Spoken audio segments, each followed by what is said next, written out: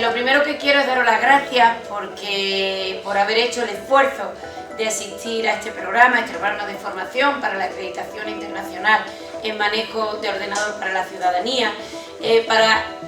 No sé si alguno estáis empezando o algunos siguiendo la formación en las competencias digitales, que hoy día sabemos que sin competencias digitales vamos ya a poquísimos sitios. Hablaba con el conferenciante, que es profesor universitario también como yo, y estábamos, desde luego, daros las gracias por estar en esta iniciativa de la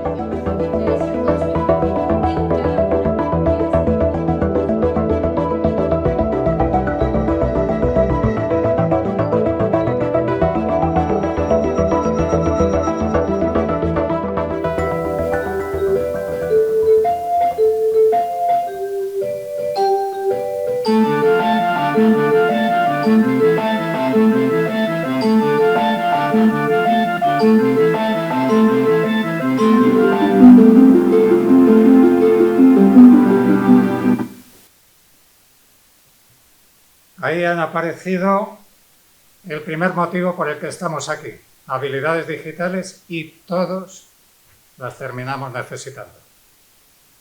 Salvo que echemos la rueda del tiempo para atrás y volvamos a otras épocas, las vamos a necesitar. Y aparecía algo por ahí, llamado CEPIS. Vale, es el Consejo Europeo de Sociedades Profesionales de Informática. Y aunque nuestro principal motivo es la profesión de informática y de tecnología, nos preocupan las cosas que afectan de la tecnología a la sociedad.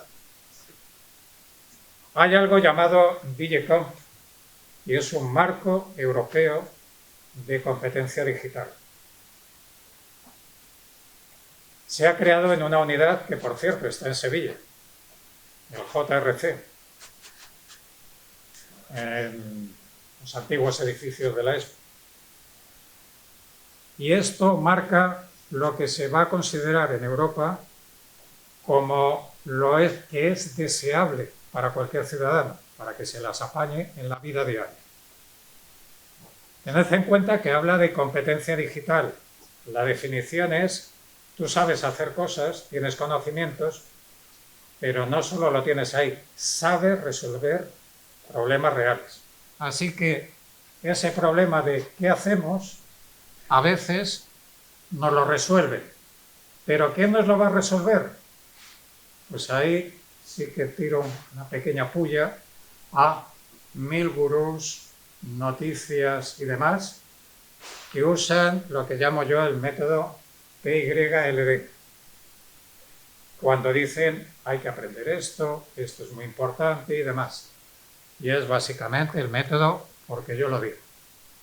No porque haya un estudio detrás, no porque realmente es algo contrastado y demás. Y esto es un problema, y es un problema para la gente, nos confundimos todos, y para las autoridades, ni os digo, porque cuando quieren guiar programas formativos o cualquier otra acción, dicen, pero bueno, a ver, si este dice una cosa, este otra, ¿en qué confío? Y tenemos por ahí algo llamado Unión Europea, que a veces nos puede exasperar, pero muchas veces nos saca las castañas del fuego, porque piensan en algo que sea una referencia. ¿Por qué? Imaginaos, 28 países. ¿Qué puede pensar alguien de Estonia, con uno de Malta, con uno de España, con uno de Suecia? Sería un caos. Y sin embargo, ¿qué es lo que nos gusta y lo que queremos? Que lo que se haga en un país pueda ser reconocido y entendible en otro.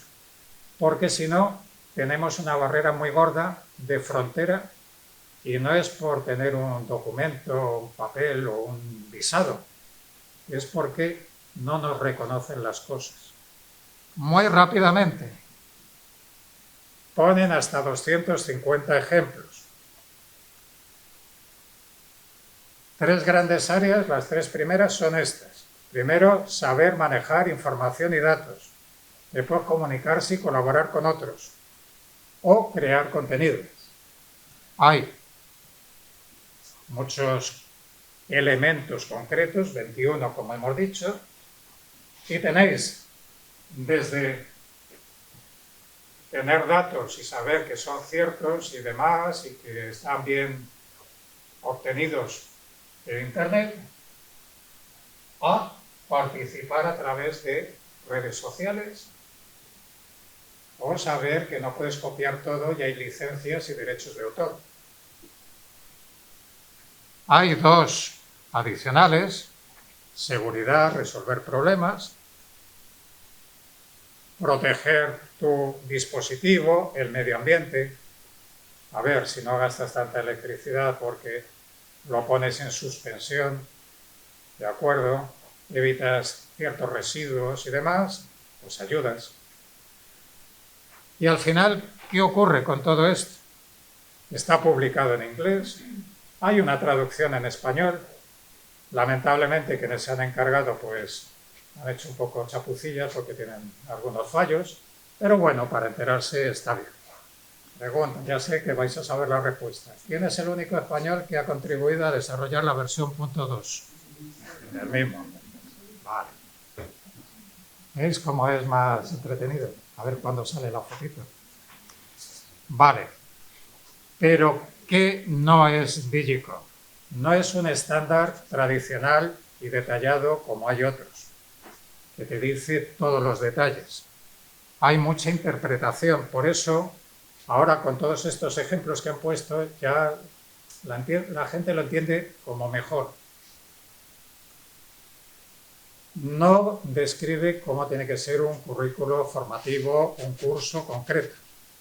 Simplemente te dice lo que la gente debería aprender, pero el cómo se organiza, cómo se hace y demás, depende de los especialistas. Es una clasificación creada en la Unión Europea para definir todas las ocupaciones y el perfil recomendado para cada una de ellas,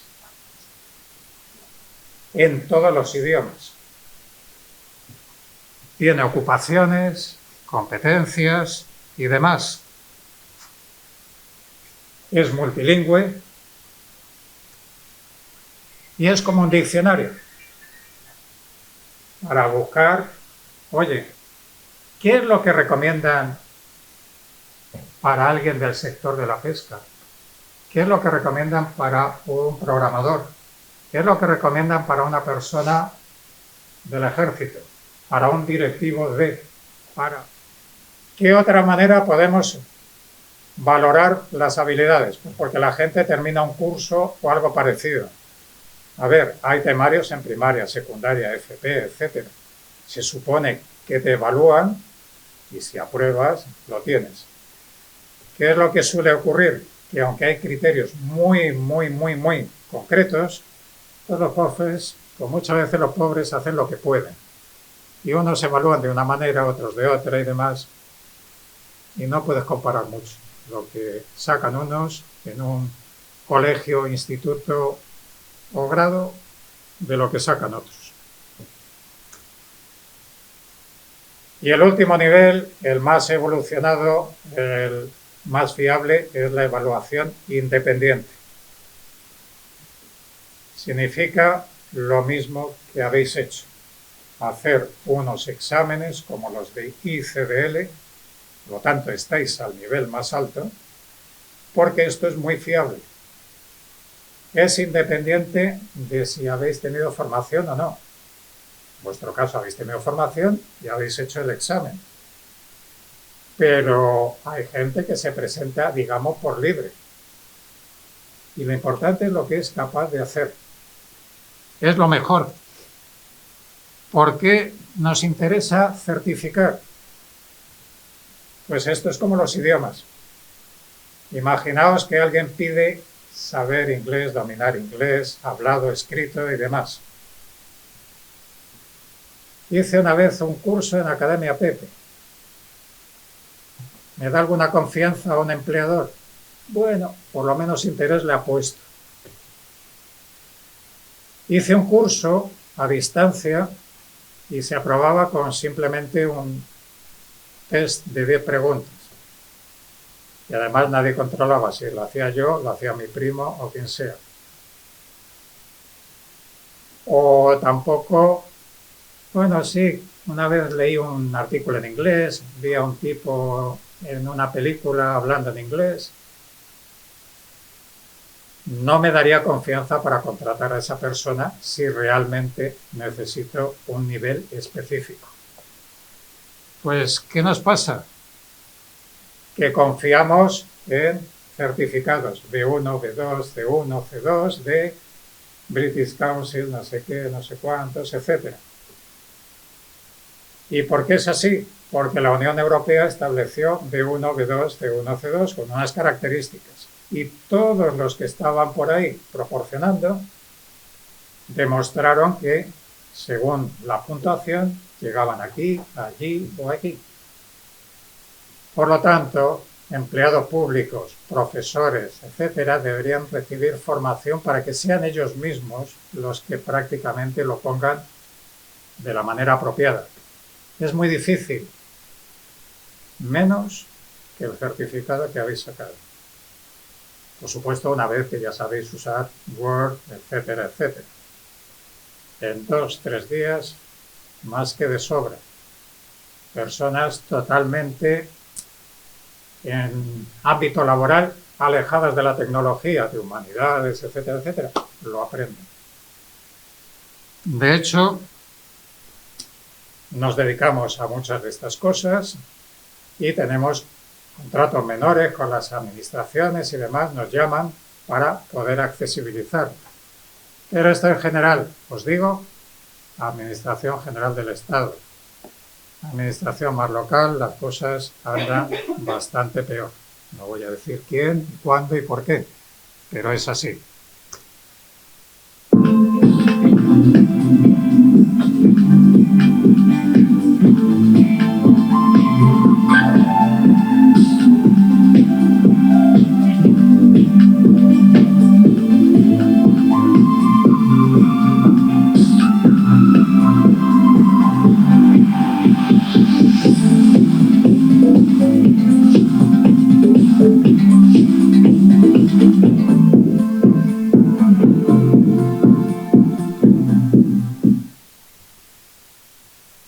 Proyecto europeo, el único que se ha hecho sobre eso. Y claro, ¿quién está detrás? Bueno, y vamos ya a lo más divertido que va a ser.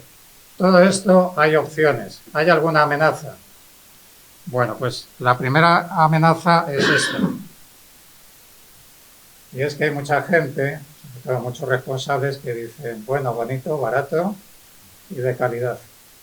Y hay cosas que no. O sea, es muy complicado. Tienes el riesgo de, si no lo haces bien, pero hay referencia para hacerlos bien, pues tienes tus riesgos, hacer las cosas mal y tener riesgos evidentes. ¿De acuerdo? Siempre hay alguien que te dirá que lo puede hacer más barato, pero merece el riesgo